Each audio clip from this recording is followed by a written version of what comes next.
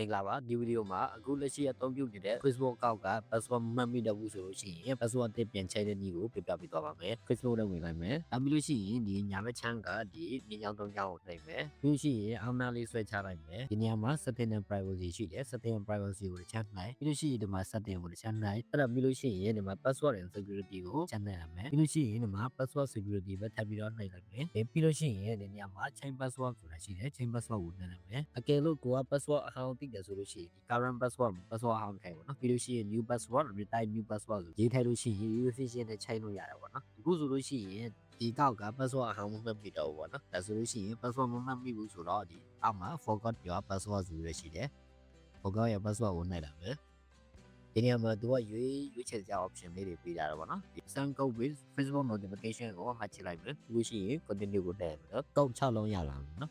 notification ချလိုက်မယ်ဒီမှာဆိုလို့ရှိရင် more notification ကိုချက်လိုက်ဒါဆိုလို့ရှိရင်ဒီကောက်ကဒီ Facebook ကပို့လာတဲ့ကောက်ပေါ့နော်168တော့168တော့ပြီးလို့ရှိရင် continue ကိုတက်မယ်ဒီမှာဆိုလို့ရှိရင် enter a new password ပေါ့နော်ဒီနေရာမှာ go password ထည့်လို့ရပါပြီနောက်ပြီးလို့ရှိရင်ငါ nice နဲ့သွားလိုက်မယ်